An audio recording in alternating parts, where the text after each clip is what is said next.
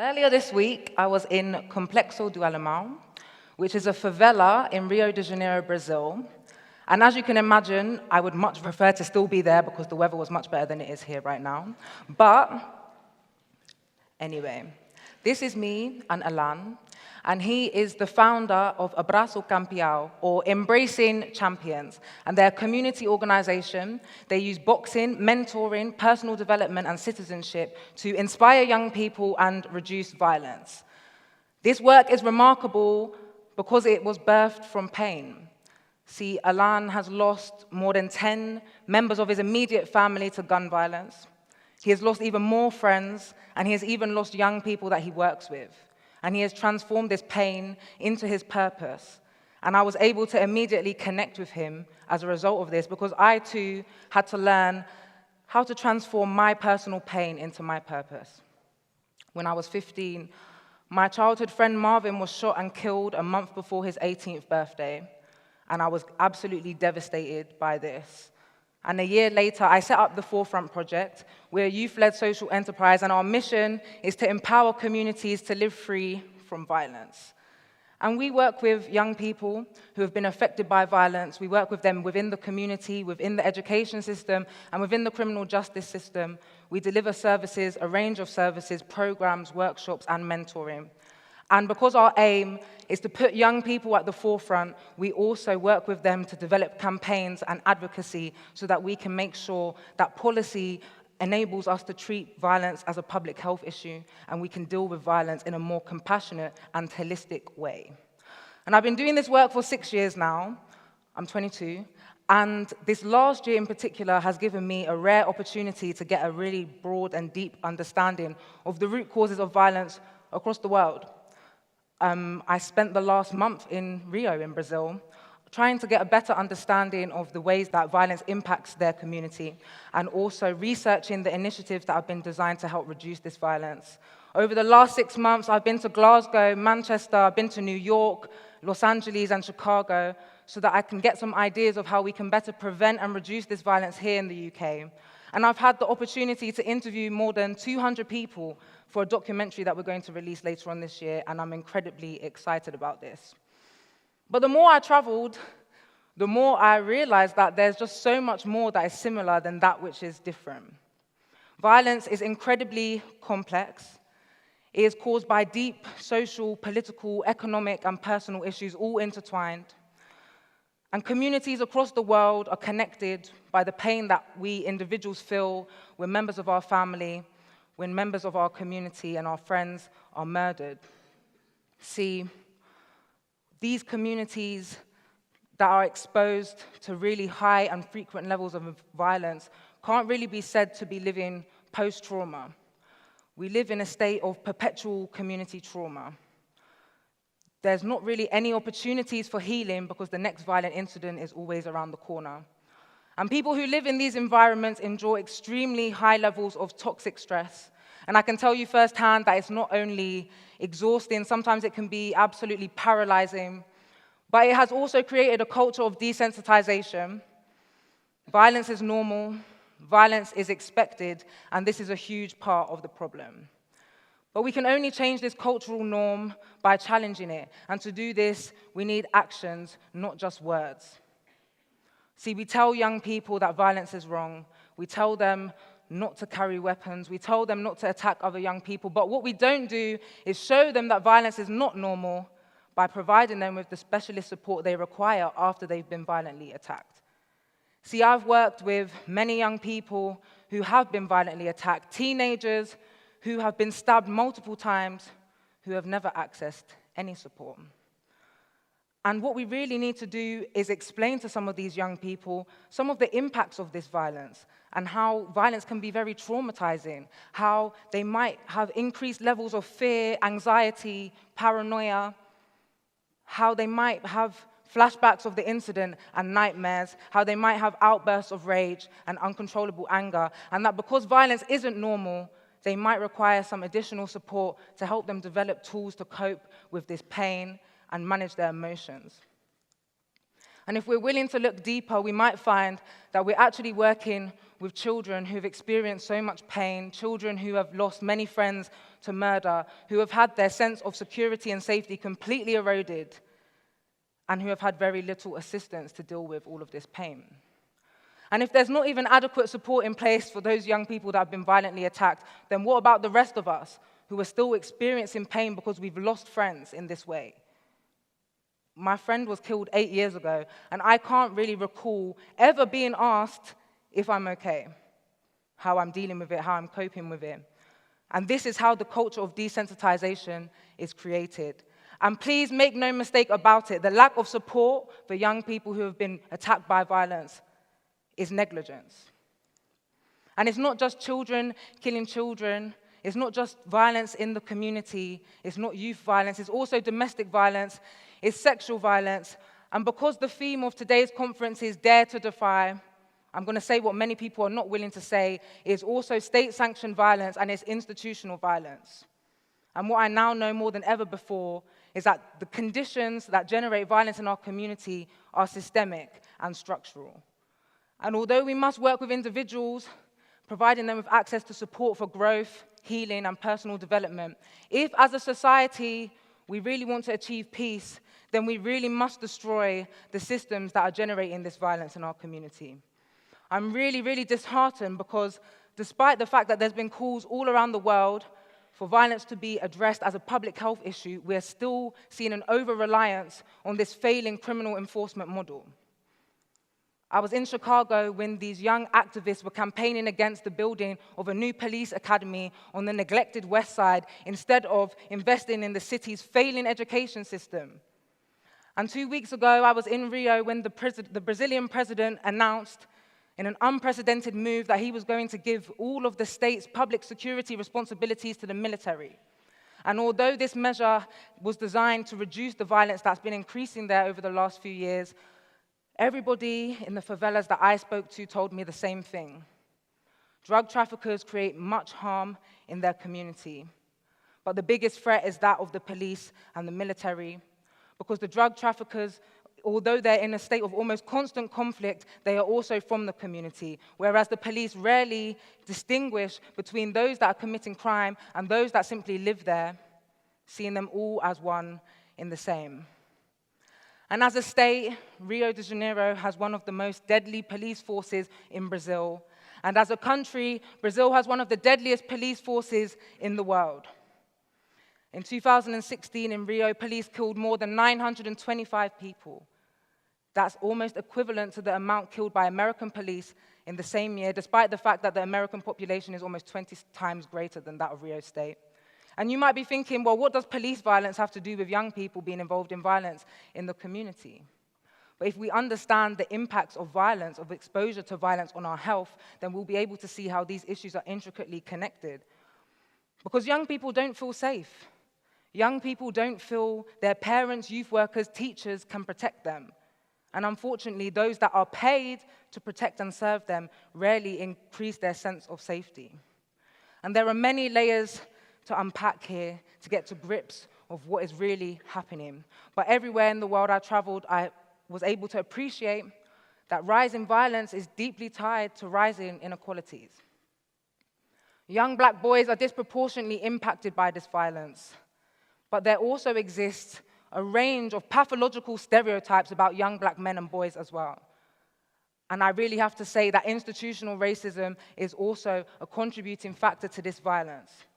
Now in Brazil, those most likely to be killed by police or otherwise are the mostly poor black residents of the favelas. They're almost 24% more likely to be victims of homicide. Almost 75% of those killed by police in 2016 were black Brazilians. And in England and Wales, there have been more than 1,600 deaths in police custody or following police contact since 1990. And despite the fact that there have been 10 unlawful killing inquest verdicts, not one police officer has been held accountable. And black people are disproportionately killed as a result of excessive force or restraint by the police in this country. And over the last 4 years, I have met many families who have lost a loved one in this way, and they have so much in common. They don't have an opportunity to grieve because they are immediately on this unknown quest for answers, this battle that sometimes lasts more than 20 years. They receive no support for bereavement. In fact, they just don't receive anything.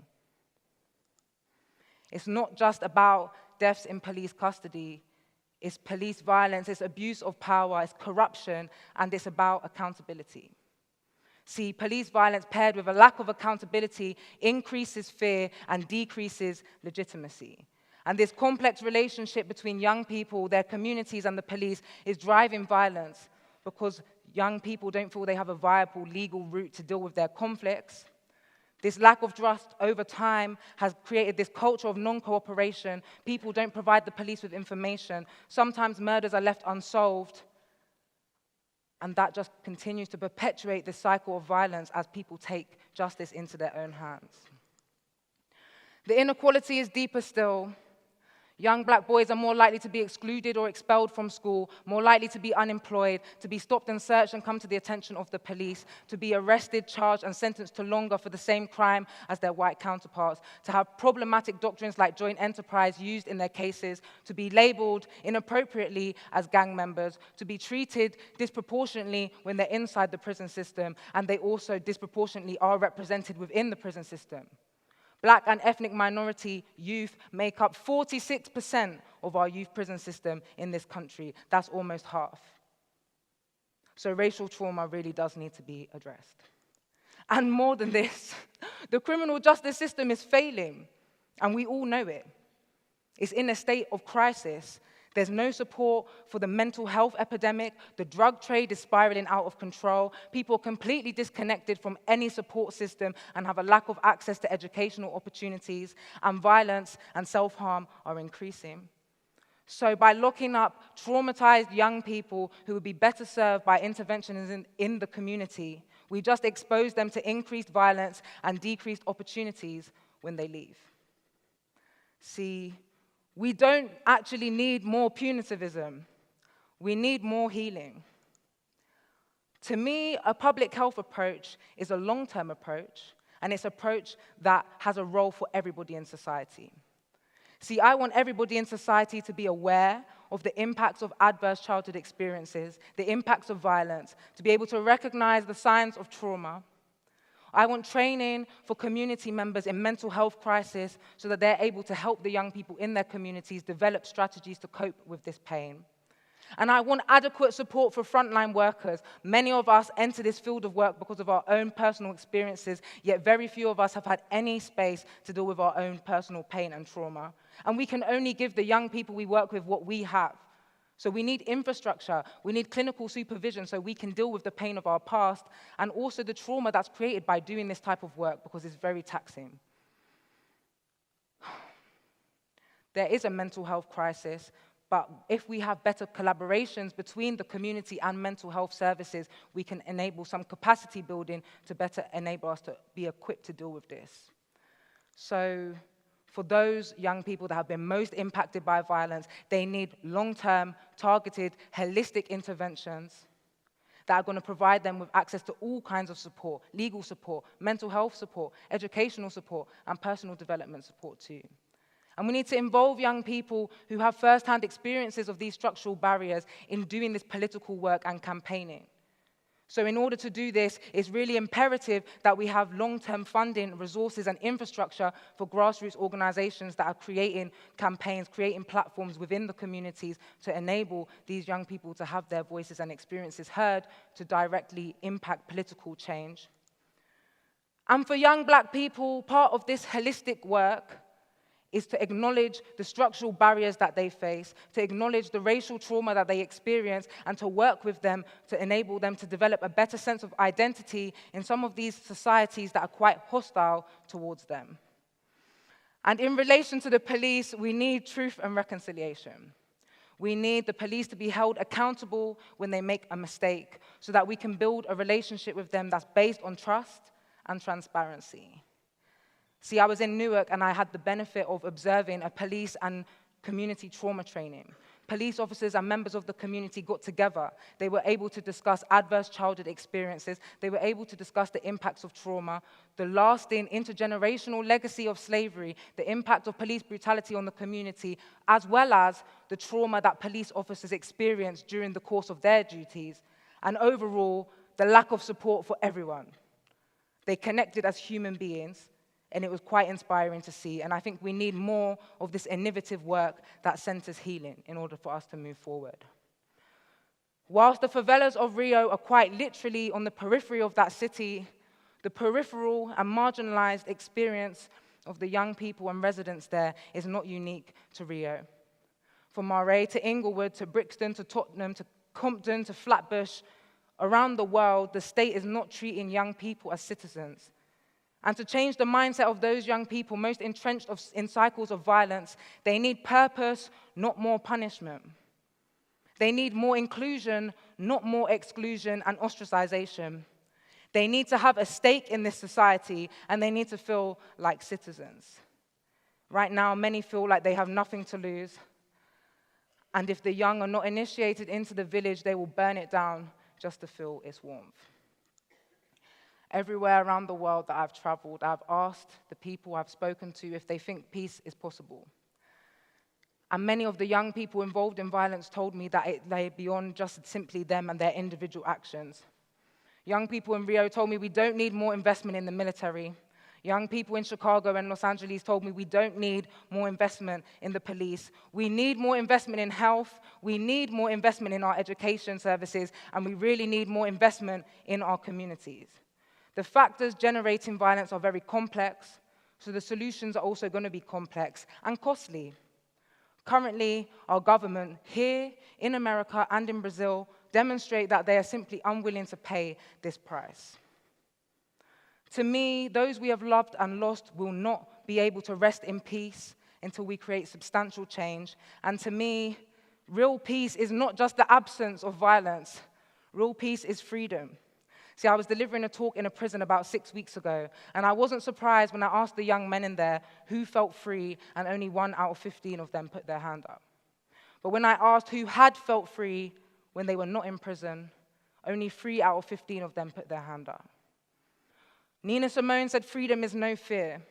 Our children shouldn't fear their schools, their communities, being violently attacked or killed. Our communities shouldn't feel fear that the police are going to abuse their power and not be held to account.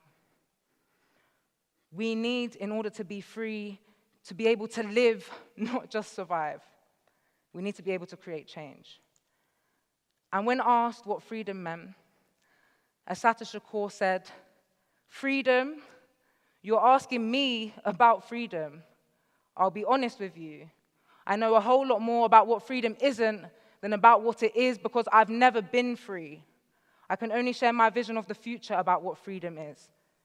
She says, "The way I see it, freedom is the right to grow, it's the right to blossom. Freedom is the right to be yourself, to be who you are, to be who you want to be."